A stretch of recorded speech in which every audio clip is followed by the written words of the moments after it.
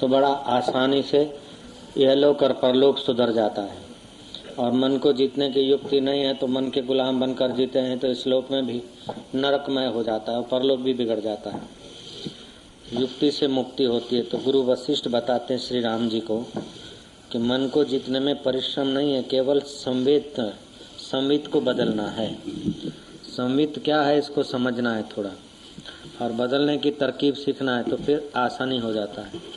जैसे इतना भारी हवाई जहाज, सैकड़ों पैसेंजर बैठते हैं, लेकिन स्टीयरिंग को घुमाने की टेक्निक है पायलट को, तो सैकड़ों पैसेंजर सहित और सैकड़ों में वजन भी होता है उसमें। एक पैसेंजर का 20 किलो से भी ज़्यादा होता है कई बार तो, परदेश जाने वाला। तो महाराज सैकड़ों मण और सैकड़ों पैसेंजर लेकर उड़ने वाला हवाई जहाज, उसका स्टीयरिंग चलाने की युक्ति है तो मेहनत नहीं पड़ती है, एकदम बिल्कुल लाइट होता है। जरा सा यूँ कर दो साइड बदल देता है, जरा सा यूँ कर दो तो नीचे उतरता है, जरा सा यूँ ले लो तो लैंडिंग करता है, यूँ ले ले तो ऊपर चढ़ता है।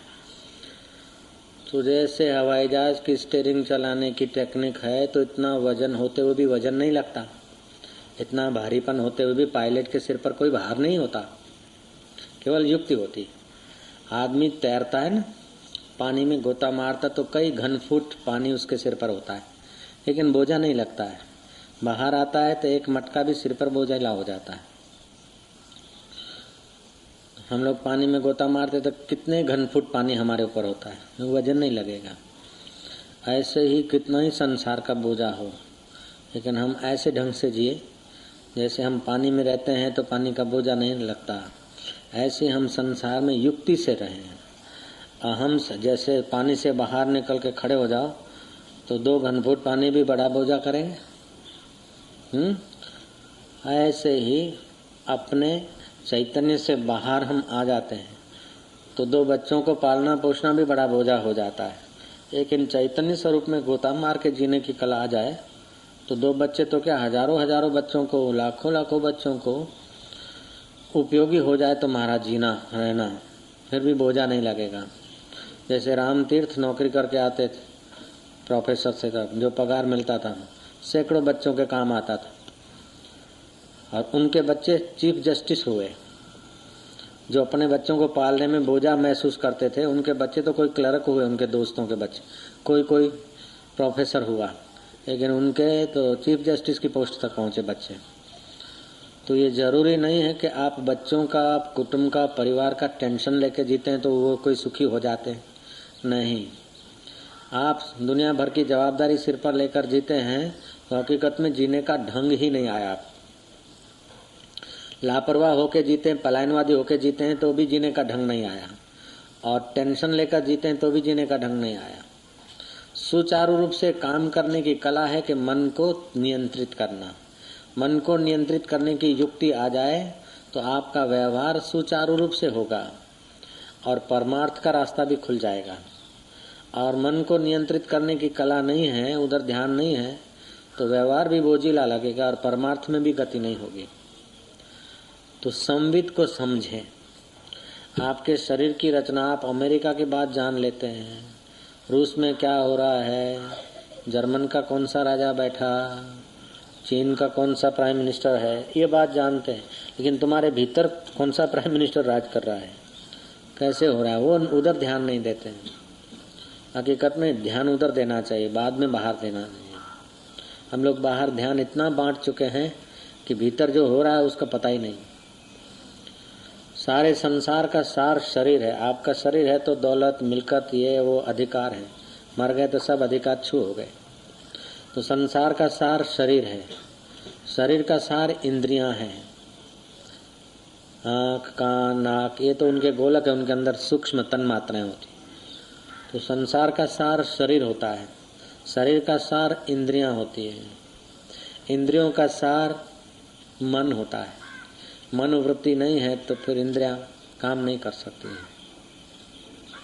इसलिए गीता में कहा ज्योतिषाम अपि तज्ज्योति ही, जो सूरज, चंद्रमा, अग्नि आदि जो ज्योत है, उन ज्योतियों की भी ज्योति, सूरज चंद्रमा अग्नि आदि को देखने वाले जो नेत्र ज्योति है, उसकी ज्योति मन ज्योति है।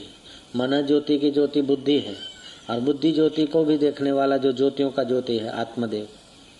ऐसे ही शब्द ज्योति, शब्द को देखने वाली मन ज्योति, गंध ज्योति, स्पर्श ज्योति, ये सब ज्योति है। प्रकाश होता है ना, शब्द का पता चलता है, रस का पता चलता है, ज्ञान है, ज्ञान प्रकाश, ज्ञान को प्रकाश में बोलते हैं। तो जैसे ये सूरज चंद्रमा अथवा हम जो देखते सुनते सूंघते चखते हैं, उसको भी देखने वाली मन ज्योति है। सार बुद्धि है, बुद्धि का सार वो जीव है जो मैं करता है, और जीव का सार वो चिदावली है अपने अंदर। चिदावली उस चैतन्य से चेतना लाती है, उसको चित्ती भी बोलते हैं, आदि शक्ति भी बोलते हैं, अष्टधा प्रकृति भी बोलते हैं। भूमि रापो नलो वायु खम मनो बुद्धि रेवच अहंकार इत्येव मैं भिन्ना प्रकृति अष्टधा। आपकी अभी कथा सुना रहा हूँ, आपकी खबर दे रहा हूँ। अमेरिका की, रूस की, दिल्ली की, इधर की उधर की खबरें तो तुमने बहुत सुनी जानी, तुम्हारी खबर तुमको दे रहा हूँ। तो ये जो संसार का सार दिखता है वो शरीर ही है। आपका शरीर नहीं तो आपका हुद्दा कुछ नहीं, आपका शरीर नहीं तो आपकी जमीन जागीर आश्रम माट कुछ भी नहीं। तो संसार का सार तत्व शरीर है, शरीर का सार इंद्रियां है, इंद्रियों का सार मन है, मन का सार बुद्धि है। बुद्धि निर्णय किया कि सत्संग में जाना है, मन ने संकल्प विकल्प किया कैसे जाएंगे, व्हीकल में कितने बजे आएंगे, क्या है। इंद्रियों ने काम किया और आप पहुंच गए। बुद्धि ने निर्णय किया कि और कोई पार्टी में जाना है, तो फिर मन उधर का करता है। तो जितना जितना आत्मा के नजीक होता है उतना उसका प्रभाव ज्यादा होता है, जितना जितना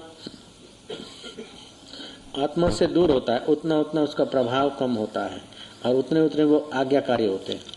आत्मा के नजीक वाले आज्ञा देते हैं और आत्मा के दूर वाले आज्ञा पालन करते हैं। जैसे पंखा मैंने चालू किया तो हाथ ने ऑर्डर कर दिया पंखे को स्विच ऑन करने का, अथवा फैक्ट्री मैंने चालू किया तो मन ने संकल्प किया, तो संकल्प तो छोटा सा था, फैक्ट्री बड़ा दिखता है, दिखता बड़ा है, लेकिन मेरे मन से वो बड़ा नहीं है। ये हॉल ऐसा बनाना, ऐसा मेरे मन में आ गया, तो मन में आ गया तो मन तो आंख से नहीं दिखता, मनोवृत्ति से इतना बड़ा हॉल दिखता है। तो बाह्य जगत में ये हॉल बड़ा दिखता है, लेकिन तात्विक जगत में देखा जाए कि अगर मुझे आ जाए विचार कि ऐसा हॉल नहीं करना है, पत्रे ढकने हैं, दूसरा बनाना है, तो इसकी ताकत नहीं टिक सके। तो ये हॉल हमारे मन के अंतर्गत है। तो ऐसे ये जगत की जो चीजें हैं उस पर राज्य हमारे मन का है, मन पर राज्य हमारी बुद्धि का है, और बुद्धि पर प्रभाव हमारे मैं का है, और मैं पर प्रभाव हमारी चिदावली का है, और चिदावली पर प्रभाव हमारे चैतन्य का है। तो हम अगर हमारे मन को इन चीजों के साथ अटैचमेंट करते हैं तो हमारे मन का प्रभाव भौतिक दिखेगा, लेकिन आध्यात्मिक प्रभाव क्षीण हो जाएगा, कम हो जाएगा। और हमारा मन अगर अंतर्मुख करते हैं, मन को अंतर्मुख करते या एकाग्र करते हैं, संवित के तरफ ले जाते हैं, तो हमारे मन का प्रभाव बढ़ जाएगा। तो जिन्होंने अपने मन को अंतर्मुख किया तो उनके मन में आध्यात्मिक बल आ जाता है। तो भौतिक बल वाले भी आध्यात्मिक बल वाले के आगे नतमस्तक होकर अपना शुभ चाहते हैं, मंगल चाहते हैं। जैसे शिवाजी महाराज थे तो भौतिक सत्ता सामग्री थी, लेकिन समर्थ रामदास के चरणों में नतमस्तक होते थे, दुआ चाहते थे तो इस लोक में उलझे नहीं, परलोक बिगड़े नहीं। श्री रामचंद्र जी थे तो वशिष्ठ के चरणों में नतमस्तक होते थे। राजा जनक थे तो अष्टावकर मुनि, 12 वर्ष का राजकुमार ऋषि कुमार, और राजा जनक विशाल काय, विशाल बुद्धि, विशाल देश के मालिक, लेकिन एक साधारण घर में एक फटी झोपड़ी में रहने वाले कुहुल ब्राह्मण के पुत्र अष्टावकर 12 वर्ष के, उनके चरणों में राजा जनक नतमस्तक हुए। क्यों? उनके पास बाह्य भौतिक तो बल नहीं था, लेकिन आध्यात्मिक बल ऐसा था कि जनक के सब बलों के से वो ऊंचा बल था। जनक के सारे राज्य की सुविधाएं, सारा यश, सारा धन दौलत और अकल होशियारी से जो मिल सकता है उससे भी कई गुना अधिक सुख, कई गुना अधिक शांति, कई गुना अधिक आध्यात्मिक ओज अष्टावक्र से मिल सकता था। इसलिए राजा जनक, बुद्धिमान जनक ने अष्टावक्र को गुरु बनाया। 12 वर्ष का, शरीर में 8 खोड़ है, 8 खोड़ खाप छे, કદરૂપું શરીર અને 8 તો ખોડ ખાપ અને ચહેરો કાળો અને બાકીની ગરીબી અને 12 વર્ષનો ઋષિ કુમાર, એને જોઈને જનકને પહેલા આંસુ આવે છે કે આ વળી કયું પ્રાણી આવ્યું, પણ વાતચીત કરવા ઉપરથી લાગ્યું કે આ તો આત્મારામી છે. પછી જનક રાજા કહે છે કે હે ભગવાન, પહેલા તો કહે છોકરા તું ક્યાં આવ્યો અહીંયા, पहले तो बोलते छोकरा तो यहाँ क्या आयो, પછી गए भगवान मुक्ति कई रीते था। और अष्टावक्र और जनक का जो संवाद है वो अष्टावक्र संहिता के नाम से प्रसिद्ध है और उसको अष्टावक्र गीता भी बोलते हैं। उस गीता की बराबरी करने वाली और बहुत गीता नहीं मिलेगी। कृष्ण गीता आम जनता के लिए, लेकिन आध्यात्मिक जगत में देखें तो अष्टावक्र गीता बहुत पावरफुल है। तो अष्टावक्र ने जो कहा उसी समय राजा जनक को साक्षात्कार हुआ है। बुद्ध तो घर छोड़कर 7 वर्ष तक तप किए, तब उनके आत्मा प्रकाशित हुआ। महावीर ने 12 वर्ष मेहनत की, तब आत्म साक्षात्कार हुआ। हमने भी कई वर्ष ध्यान भजन आदि किया, तभी हमारे को मिला। लेकिन अष्टावक्र तो ऐसे थे कि माता के गर्भ में ही उनकी बुद्धि चिदावली में और चिदावली चैतन्य में जग गई थी। माता के पेट में थे, 8वें महीना था।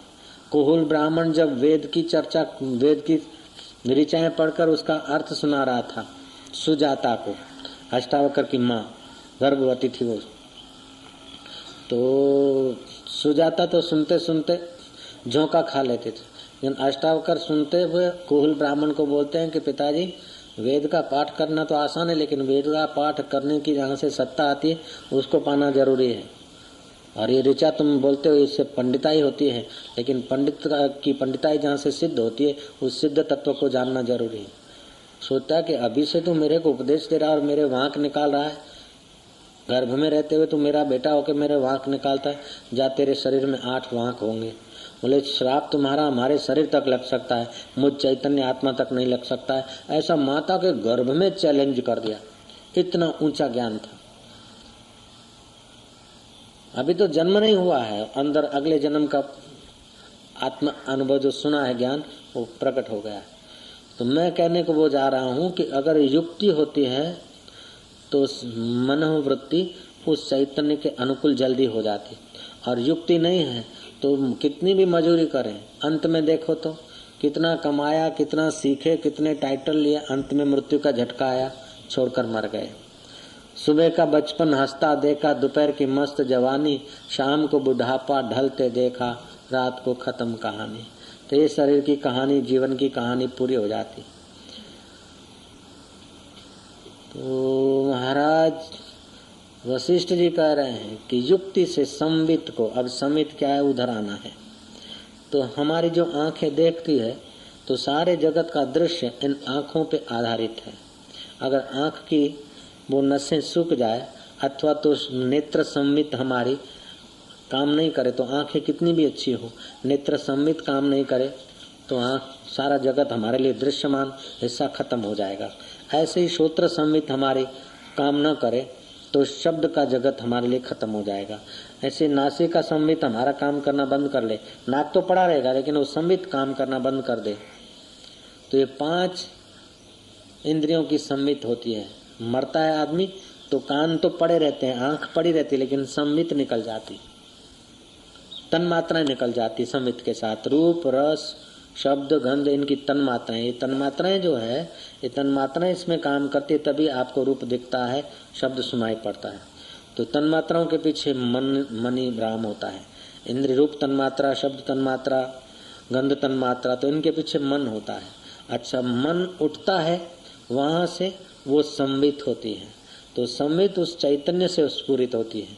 जैसे बर्फ से शीतलता प्रकट होती है, अग्नि से उष्णता प्रकट होती है, ऐसे उस चैतन्य स्वरूप परमात्मा तत्व से, चैतन्य स्वरूप ईश्वर से संवित उठती है। उसको चिदावली भी बोलते हैं, चित्ती भी बोलते हैं। तो वो संवित उठती है, उसकी जो 2-2.5% धारा जो है वो पूरे जीवन में काम आती है, बाकी की सुषुप्त होती है। जब योगियों का संग मिले और ध्यान करने की अटकल आ जाए तो वो चिदावली संवित विशेष रूप से जागती है, फिर नाड़ी शोधन होता है।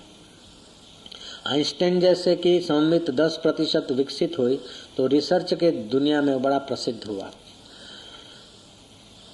गुजरात के गवर्नर श्रीमन नारायण, जमनादास बजाज के जमाई, मिस्टर आइंस्टाइन से मिले कि तुम्हारे को रिसर्च के जगत में इतनी उपलब्धि हुई, इसके पीछे क्या रहस्य है।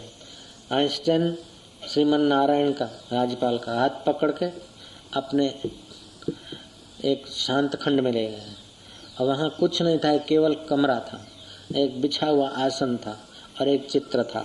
आइंस्टाइन ने कहा कि मेरी प्रगति का मूल केंद्र यहाँ है, मैं प्रतिदिन यहाँ मेडिटेशन करता हूँ। अब मेडिटेशन कह दो, ध्यान कह दो, एकाग्रता कह दो, एक ही बात है।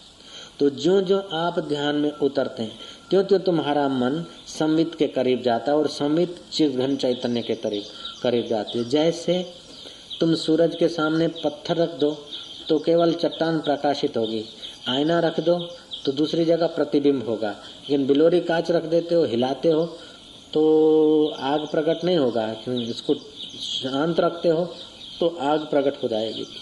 ऐसे ही तुम्हारा मन परमात्मा, तुम्हारा शरीर परमात्मा की चेतना की खबर तो देता है, लेकिन उससे भी ज्यादा सूक्ष्म इंद्रियां हैं, इंद्रियों से भी ज्यादा सूक्ष्म मन है।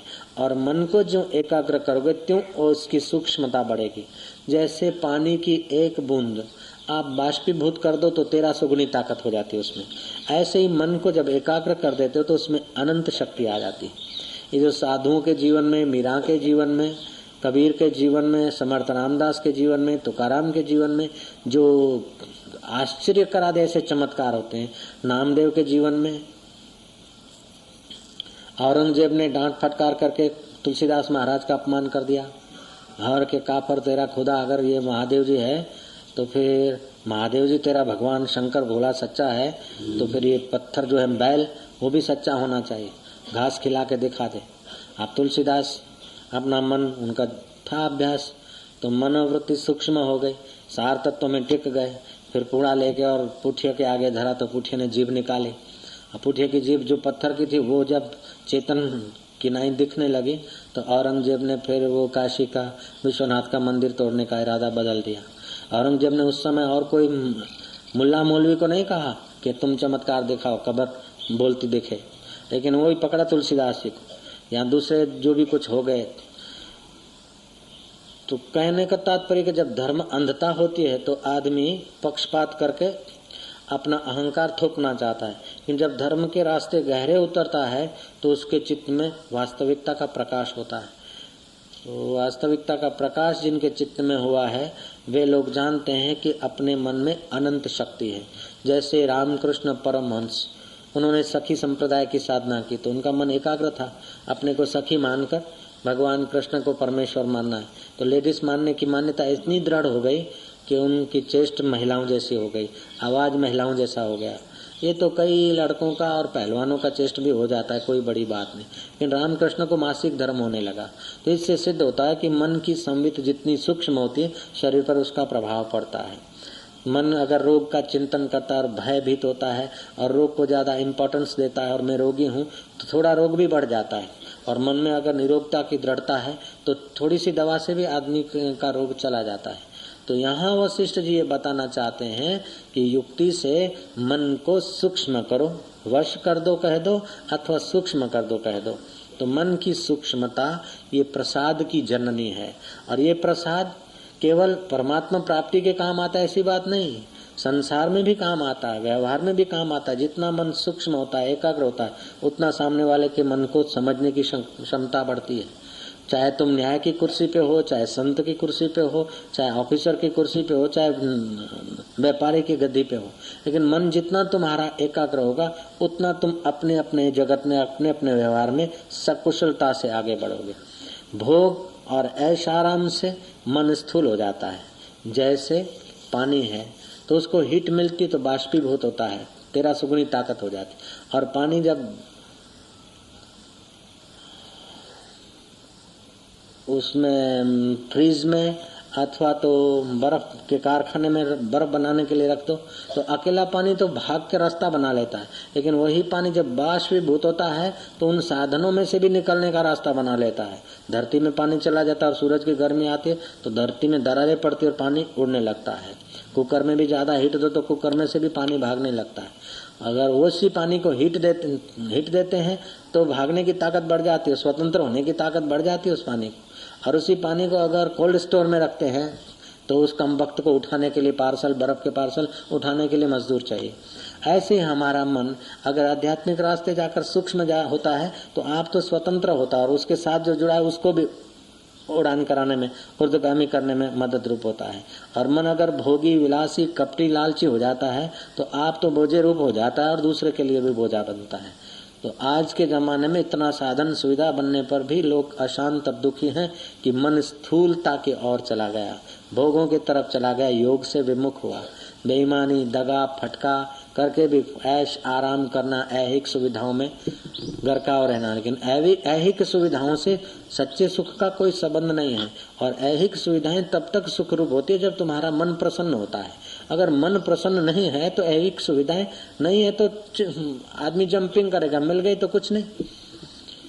तो पहले के जमाने के ऋषि मुनियों ने बाहर के साधन सामग्री की गुलामी की अपेक्षा मन को नियंत्रित करके आत्म सुख का मूल्य ज्यादा जाना।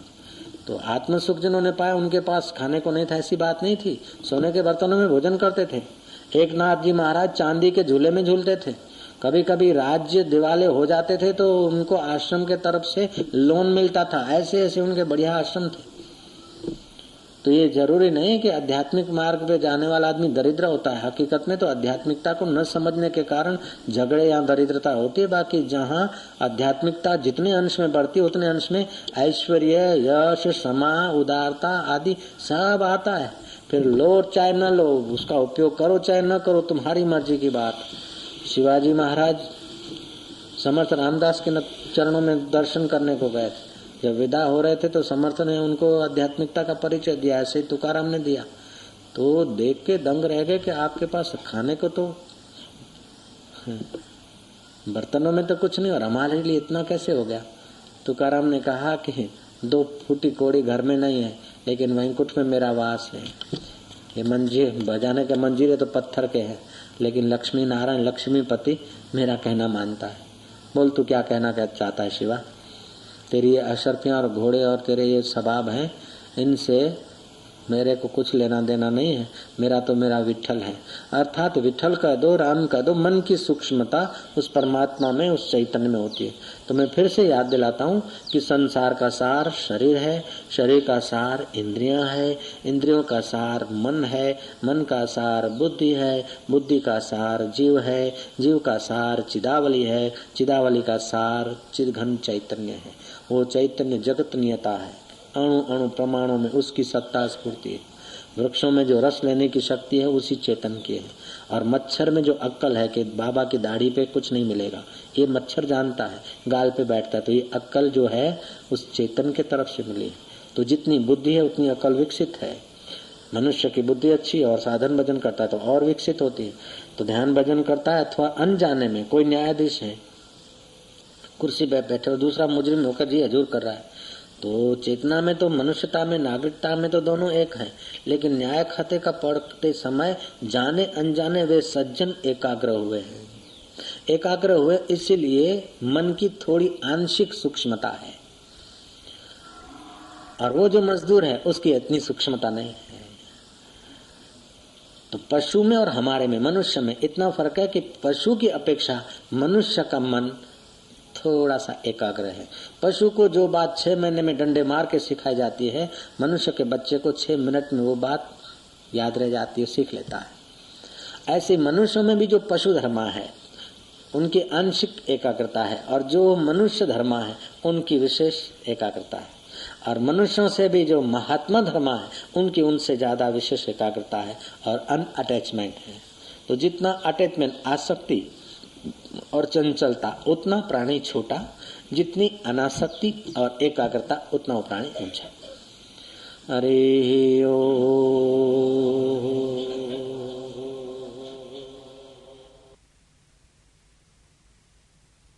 से भी परम मंगलकारी है। उसी में गहरा गोता मारते जाओ। तुम्हारे मन को, प्राण को, चिदावली को ऊपर की ओर, उस जीवन धारा को ऊपर की ओर ले चलो। जिन्होंने शिविर भरी है अथवा योग की दीक्षा ली है उनको तो अनुभूतियां सहज में होती है, और जिन्होंने योग दीक्षा नहीं ली वे लोग भी प्रयत्न करें तो देर सवेर ये आध्यात्मिक सच्चाइयों का अनुभव कर सकते हैं। जैसे बाह्य विज्ञान 2 और 2 4 चाहे कोई भी करे, सचोट है। प्रकृति की खोजों का परिणाम नेत्रों से प्रत्यक्ष होता है। ऐसे ही ये आत्मविज्ञान अंतःकरण से, अपनी सूक्ष्म बुद्धियों से, अपनी आध्यात्मिक अनुभूतियों से प्रत्यक्ष होता है। भौतिक विज्ञान में कितना भी आगे बढ़ जाए, वो प्रकृतिगत सहूलतें शरीर तक ही सीमित है और शरीर जल जाने वाला है। शरीर को कितना भी सुविधा में रखे हो, आध्यात्मिक विज्ञान का रस न मिले तो आदमी का जीवन रूखा होता है भीतर से। जिसको लौकिक उपलब्धियां कम है या ज्यादा है और आध्यात्मिक रस जिसको मिला है, उसका जीवन वास्तविक में सार्थक माना जाता है। अब जीवन की धारा को ऊपर की ओर ले चलने का संकल्प करेंगे।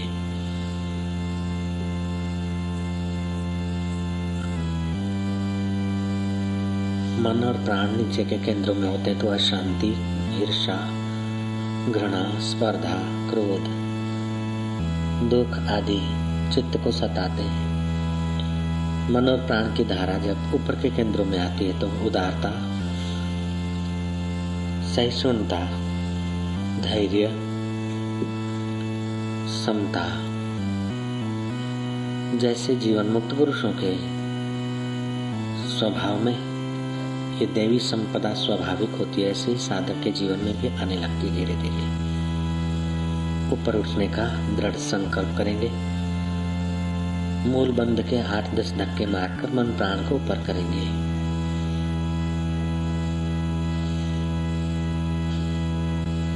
नाभि से थोड़ा सा नीचे को, मूलाधार केंद्र से अब धीरे धीरे ऊपर को उठेंगे।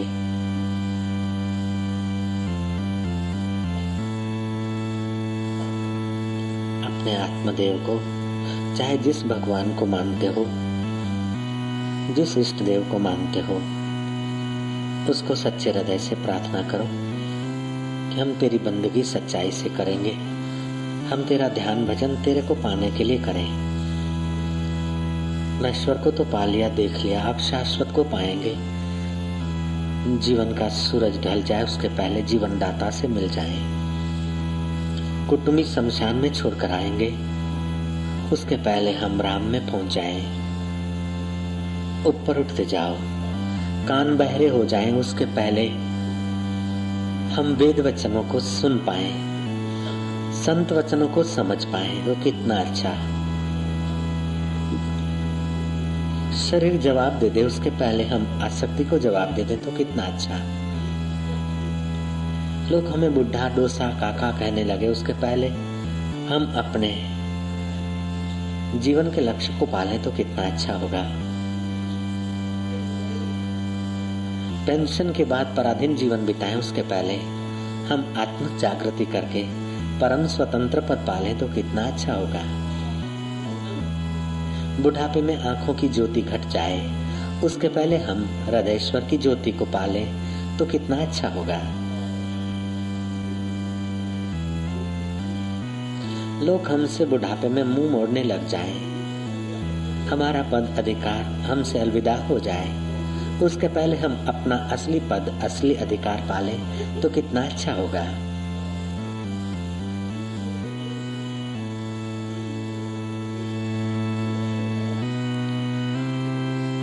मेवाड़ की मीरा के पास वेश बदलकर अकबर गया तानसेन को लेकर। मीरा के कीर्तन भाव समाधि में, कीर्तन की मधुर धारा में अकबर तो झूमा, तानसेन भी झूमा और अकबर को कहना पड़ा कि शाही तख्त में वो आनंद नहीं जो भक्तों के दिल में खुदाई तख्त का आनंद प्रकट होता है।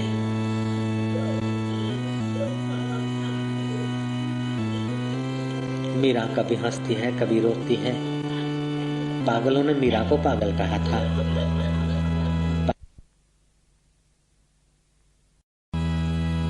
सहज में, हरि रस में सराबोर होने वाली सहजू राजस्थान में तो संत कंवराम सिंध में।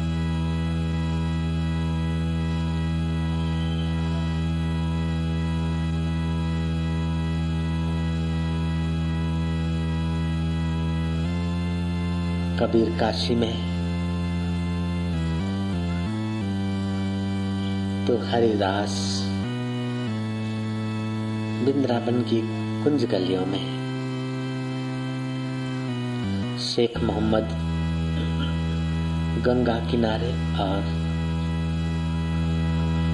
तुकाराम के कीर्तन में सराबोर हुआ था। तो तुम भी अपने दिल में दिल भर को स्नेह करते करते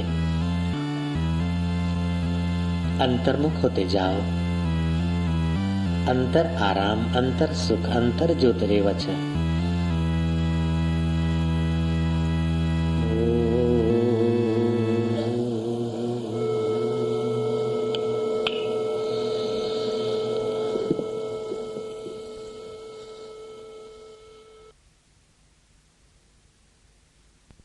तो फिर अपने आप में नहीं समाती, उभर आता है उसका दूध। ऐसे ज्ञानवान अपने आनंद में, अपनी मस्ती में समाते नहीं, तो उनका भी ज्ञान का दूध, ज्ञान का अमृत उभर आता है, उसी से संसारी तृप्त हो जाते हैं। ज्ञानवान अपने आप में नहीं समाते हैं। देख लो, जैसे घड़ा छलकता है ना, तो बह जाता है पानी अथवा दूध या शहद, ऐसे ही जिनका आत्मरस अपने आप में नहीं समाता वे ज्ञानवान छलकते हैं, और उनकी छलकते हैं निगाहों के द्वारा, वाणी के द्वारा, और समाज को आनंद शांति मिलती है। दूध और दही या ये चीजें जो छलकती तो दिखाई देती है और जीभ को स्वाद देती है, लेकिन ज्ञानवान की चीजें जो छलकती है दिखाई नहीं देती है, फिर भी दिल को स्वाद देती है, दिल भर का। ऐसी होती है। और जैसे मेघ जल को त्याग कर मौन हो जाता है, तैसे ही ज्ञानवान आशा को त्याग कर आत्म मौन हो जाते हैं। ओ मीहड़ा दासा जी धमाइंदो रहित अपने आप में स्थित हो जाती है, तैसे ही चित्त की वृत्ति से रहित हुआ आत्मपद में निर्वाण हो जाता है। जैसे दीपक निर्वाण हो जाता है, तैसे ही निर्वाण हुए परम आनंद को प्राप्त होते हैं। जैसे अमृत को पान करके पुरुष आनंदवान बनता है, तैसे ही वे परम आनंद से पूर्ण अपने आप में। जैसे अमृत को पीकर देवता आनंदवान होते हैं, लेकिन वो अमृत भी ऐहिक है। ज्ञानवान आत्म अमृत पीता है। वो अमृत पीने के लिए तो प्याली चाहिए, लेकिन आत्मज्ञान का अमृत पीने के लिए प्याली नहीं चाहिए। आत्मज्ञान का अमृत तो पीने वाला, प्याली और अमृत तीनों एक होते हैं। ये दिल की प्यालियों में बटता है, निगाहों से बरसता है। आशा तृष्णा की दृष्टि हट गई तो आत्म दृष्टि आ गई। वो अमृत भी खुद पिए, प्याली भी खुद, पीने वाला भी खुद। जैसे शक्कर का बना हुआ राजा और राजा का बना हुआ ताज, सब शक्कर ही शक्कर है, ऐसे ही हुआ है। सब आनंद ही आनंद। आनंद भी शब्द है, छोटा पड़ता है। आनंद भी आनंदमय कोश में आता है। ज्ञानी तो उससे भी ऊंचे आनंद का पान करते हैं। माखन माखन साधु खाए, छाछ जगत को पिलाता है। छाछ में माखन की कणियां आ जाती है, उसी से लोग तृप्त हो जाते हैं। अभी तो माखन के लौंदे तो देखे ही नहीं संसारी ने। ज्ञानी क्या माल मारता है। सच्चा माल तो ज्ञानी खाता है। आज कोई लड्डू बना के आया, बहुत माल डाला है, अंगे रख दे। इतने सारे थे, एक निकाला, उसमें से थोड़ा बांटा, थोड़ा पड़ा है। वो समझते कि ये माल है। हमारे लिए कोई माल नहीं है, किसी को भी दे दूंगा। हमको गुरु ने जो माल खिलाया उसके आगे ये मेथी पाक का माल, बादाम पिस्ते वाले लड्डू क्या होता है। हमारे नज़र में ये माल नहीं है। हमारी नज़रों में तो स्वर्ग का अमृत भी कुछ दम नहीं रखता हमारे आत्मदेव के अमृत के आगे। किसी से मिलकर कोई भोग कर सुखी नहीं होता ज्ञानी। ज्ञानी तो सुख बांटता है।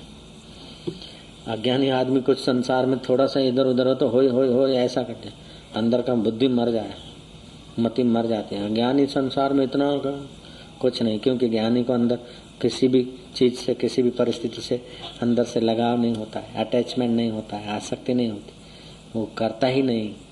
वो तो प्रारब्ध को व्यतीत कर होने देता है, प्रारब्ध को व्यतीत होने देता है। ये लड्डू है, प्रारब्ध में आ गया, व्यतीत हो जा, चलो नहीं उठाओ तो फिर कहीं न कहीं खाने पड़ेंगे, आ जा खा ले। अपने से नहीं खाया जाता तो किसी के द्वारा खा लो, जान छोड़ो, ये होता है। किसी का आग्रह होता है भाई हमारा स्वीकार करे शेषा, तो पोरी चवणु पंदा भाई चंग खाऊं था जी शेषा वठूं था। आत्मा में रमण करते हैं वो ज्ञानवान। अपन लोग शरीर में रमण करते हैं, विकारों में रमण करते हैं। वो महापुरुष विकारों के बीच रहते हुए भी निर्विकार नारायण में रमण करते हैं, चिदघन चेतन में। युद्ध के मैदान में बंसी बज रही है।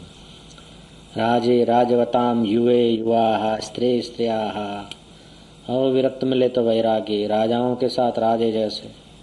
युवान मिल गए तो बड़े योद्धे, स्त्रियां मिल गए तो बड़े उनके सरमोह, मिल गए फक्कड़ तो चले। आई मौज फकीर की। आश्चर्य त्रिभुवन जय, ऐसा हो त्रिभुवन विजय करके बैठा है, त्रिभुवन को विजय करके बैठा है।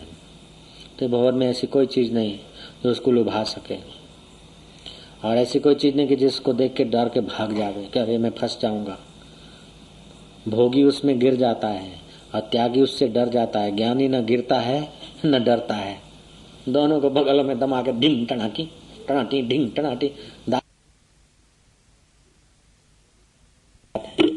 ओडिशा में गुलबाणी डॉक्टर की मिसेस लाई थी गाय के घी का बना हुआ मंथाल। बहुत अनुनय विनय किया मेरे को शाम को 5 बजे कि कुछ भी हो साईं को ये खिलाना, मेरी इतनी बहुत बहुत अनुनय विनय किया। उन्होंने कहा अच्छा भाई दे दे। फिर हमने रखा अपने पास। सुबह 4 बजे साईं के चरणों में गए जब सत्संग सुनने को। 4 बजे होता था सत्संग, 2-3 आदमी होते थे, हम किताब पढ़े जैसे ये पढ़ता है। तो फिर हमने देखा मौका देख के बात करना चाहिए, तो ऐसे 5:30 बजे होंगे, बात हुई थोड़ी। तो मेरे को बोला महंत, तुम मेरे को ऐसे विनोद में बोलते थे महंत। मैं जानबूझ के थोड़ा किया कि साईं का ध्यान जाए। बोला ये महंत कहिड़े वीचार में पियो है दा, मुझो साईं अज त ॾाढी चिंता थी पई आहे। वरी तोखे महंत के खुद विनोद में हमने भी बोला, साईं ने भी विनोद में जरा स्वर पुरा दिया। बड़ी चिंता हो गई। छा थियो वरी महंत को आश्रम बाश्रम हलियो वियो छा महंत, चेला चपाती जी चिंता, मुझे चेले जी भी काने आश्रम जी भी काने। चिंता इहा है कि माई ॾेई वई मोहन थाल, और कैसे भी करके लीलाशाह घोट को शहनशाह को खिलाना है। अब शहनशाह को पड़ी नहीं है और माई छोड़ती नहीं, मैं बीच में आ गया हूँ। बोले गाल भी इतनी खणीच भैंसा के बात भी इतनी ले आओ। देखा कि अच्छा गाय के घी का है। माई आशाराम लाओ भोगे छुटनासू भेना के, भोगे छुटनासू खणीच जरा खाया बांट दिया। बोले माई को बोलना लीलाशाह ने खाया। मैं कहा बस हमारा चिंता गया। अज्ञानी जिस चीज को पाकर सुखी होता है, त्यागी इसको पाकर दुखी होता है। ज्ञानी उसके लिए विनोद कर लेता है, भाई भोगे छुटनासू ले आओ, जन तो भाई के घाटो तो पे न घाटा न मुनाफा ब्रह्म बेता को। ब्रह्म ज्ञानी की मत कौन बखाने, नानक ब्रह्म ज्ञानी की गत ब्रह्म ज्ञानी जाने। ब्रह्म ज्ञानी सद सदा जागत, ब्रह्म ज्ञानी अहम बुद्धि त्यागत। ब्रह्म ज्ञानी का भोजन ज्ञान, ब्रह्म ज्ञानी का ब्रह्म ध्यान। ब्रह्म ज्ञानी का कथ्या न जाई आधा अखर, नानक ब्रह्म ज्ञानी सबका ठाकुर।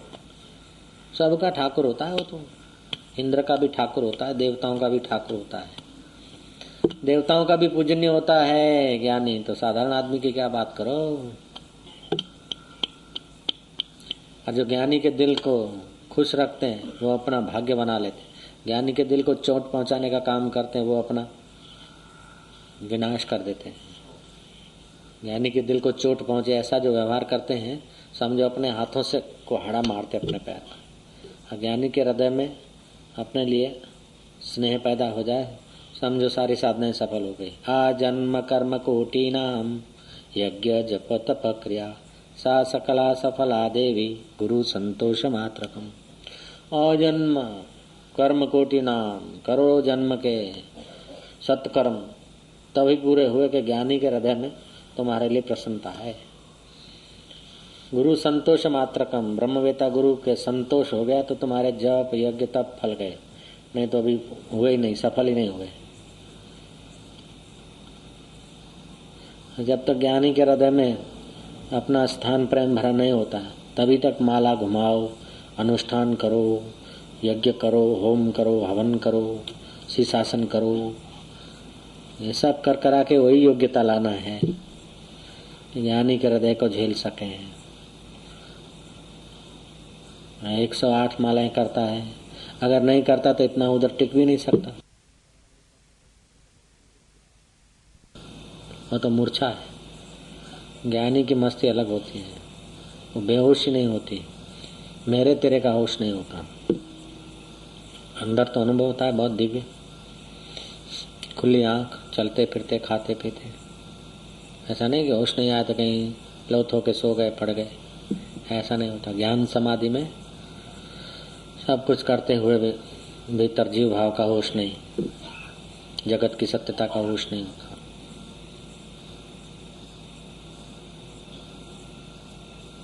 चलो, वे परम निर्मल लक्ष्मी से शोभते हैं। जब हृदय से परम निर्मल लक्ष्मी से वो ज्ञानवान शोभते हैं। बाहर की लक्ष्मी मल सहित है, अहंकार लाती है। वो आत्म लक्ष्मी जो है निर्मल होती है, अहंकार को, विकारों को, कर्ता को, भोक्ता को टिकने नहीं देती। ऐसी आत्म लक्ष्मी होती है, उससे वो ज्ञानवान शोभते हैं। वे न किसी को देते हैं न लेते हैं, न किसी को देते न लेते, और सब देते लेते वही है। कुछ भी नहीं करते किसी से, कुछ न लेते न देते न बोलते हैं। ज्ञानी कभी बोलता नहीं, तो गूंगा होता है कि गूंगा भी नहीं। ज्ञानी कभी खाता नहीं तो भूखा रहता है कि नहीं, कुछ छोड़ता भी नहीं, कुछ छोड़ता भी नहीं और कभी कुछ खाता भी नहीं, कभी कुछ पकड़ता भी नहीं और कुछ छोड़ता भी नहीं। ऐसा है वो ज्ञानी। ये भी शब्द अपूर्ण होते हैं, उसकी पूर्णता का अनुभव तो वहाँ पहुँचे तब होता है। थोड़ी थोड़ी झलक खास साधकों के लिए कभी कभी कहीं मिल जाती है। ज्ञानी की गति ब्रह्म ज्ञानी की मत कौन बखाने, नानक ब्रह्म ज्ञानी की गत ब्रह्म ज्ञानी जाने। ज्ञानी के बाहर व्यवहार को तोलेगा, शरीर को बाहर के व्यवहार का भटक जाएगा। बाहर का उनका आचरण व्यवहार तोलेगा तराजू में तो भटक जाएगा। लोभी को ज्ञानी लोभी लगेगा, कामी को ज्ञानी कामी लगेगा, मोही को ज्ञानी मोही लगेगा। साधक उठे बिखरे थे केसा, राग द्वेषना किंचित लेसा। सरल लोगों ने साधु जाना, हत्यारों ने काल ही माना। भैरव देख दुष्ट घबराए, पहलवान जो मल्ल ही पाए। कामी जनों ने आशिक जाना। ये कोई आशिक ऐसा बोलते थे, अरे कोई शादी वादी थती हશે, પાછી કોઈ લવર બવર જતી રહે છે એટલે આ બાવો થઈને બાપડો એને શોધતો શોધતો ફરે છે, મજનુ જેવો છે। મજનુ માનते थे કે ખબર કાને તો थी આવને કે છડે पे घुमाता, अरे अणबी के तो ले जा यार, क्या गाल जो इयो ना है मानू डाडो इयो कंदा वा। अरे वो नर्मदा किनारे बैठे नाव वाले माछी आवे, रोज आके खड़े हुए पूछे क्या नो चला, क्यों थी आयो, हला बोलना। अब बोले तो परिचय हो जाएगा, नहीं बोले तो सुनना पड़ता। मैं क्या सुनना ठीक है, बोल परिचय करना ठीक नहीं। सुना देते थे वो लोग, केम बोलतो नहीं, बहिरू जो लग्न करवा डूबी मरवा, हला काई तो क्या ल्या साधु छे तो। कपड़े कोई साधु के नहीं और संसार के नहीं, कपड़े भी ऐसे ही थे। बोल बोल के थक के चले जाते, हम अपने आप अंदर बैठे अपना काम करो। हालां अच्छा अच्छा कहो दो दुनिया में ताकि ये मुफ्त में तो मिले ना। शरीर हूँ मैं, फलानी जात का हूँ मैं, फलाना हूँ, ये मेरा है, ये इसका है। ये बाहर से करते, अंदर से सारी उपाधियों का त्याग किया उन्होंने। त्याग तो अज्ञानी भी करता है, लेकिन रो रो के करता है। ज्ञानी त्याग करता तो हंसते हुए करता है, अज्ञानी को तो छोड़ना पड़ता है। नहीं, अस्पताल में रहा 2 दिन उपवास रखना पड़ा, ये मजबूरी है, और अपने आप उपवास किया वो आनंद है। ऐसे ज्ञानी अपने आप संसार के आस्था से, आसक्ति से मन को हटा देता है। अज्ञानी को तो संसार की चीजें छोड़नी पड़ती है, टैक्स देना पड़ता है, पत्नी की बात माननी पड़ती है, बेटों को रिझाना पड़ता है, अंत में मरना पड़ता है। ज्ञानी को मरना नहीं पड़ता, ज्ञानी स्वयं शरीर को छोड़ देता, जा जैसे कपड़ा उतार के फेंक दे, अच्छा भाई चलते हैं। चलते का मतलब नहीं यहाँ से निकल के वहीं जाएगा, चलते माना व्यापक हो जाते हैं। और क्या, चलो। कर्तृत्व भोक्तृत्व से अपने आप को न्यारा जान लिया है। अपने को कर्तृत्व भोक्तृत्व से जोड़ता नहीं है, कर्तृत्व भोक्तृत्व से अपने को न्यारा जान लिया ज्ञानवान ने। इंद्रियां मन शरीर करता है, आप नहीं करता, कभी नहीं करता, अच्छा बुरा कुछ भी नहीं करता ज्ञानी। जैसे मेढक कीचड़ में नाचे कूदे और मछली पानी में सीधे बहे, इसमें राजा का क्या, सम्राट का क्या। ऐसे बुद्धि रूपी मछली और मन रूपी मेढक से राजा तो पथक है, ऐसे ज्ञानी राजाओं का राजा है। एक मेढक नाली में है, दूसरा मेढक नदी में, तीसरा तालाब में है और सैकड़ों मेढक कुछ का कुछ कर रहे हैं। कोई अच्छा ऊपर तैर रहा है तो कोई नीचे कीचड़ में सो रहा है। इसमें राजा का क्या बिगड़ता है। ऐसे ज्ञानी राजाधिराज है, वो अपने मन, एक मन को अपना नहीं समझता है। लाखों करोड़ों हमारे तो मन है, हमारे में जी रहे हैं। जैसे लाखों करोड़ों मेढक देश में ही है ना, देश का नेता को क्या उसकी चिंता परवाह, राष्ट्रपति को। ऐसे वो ज्ञानवान करोड़ों करोड़ों मन जिस परमात्मा में है उस आत्मा में टिका है, इसलिए उसको नो प्रॉब्लम, नो टेंशन। दिखेगा टेंशन ऊपर ऊपर से, थोड़ी देर गहराई से भी होगा, लेकिन फिर उतना सत्य बुद्धि से नहीं होगा। अज्ञानी को छोटा सा टेंशन बड़ा हो जाता है, ज्ञानी के बड़ा बड़ा भी रस हो जाता है।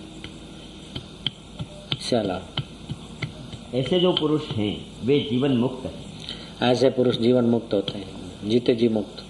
5 प्रकार की मुक्ति तो मरने के बाद होती है। कैवल्य मुक्ति छठी, ऊंचे में ऊंचे, वो यहीं होती है।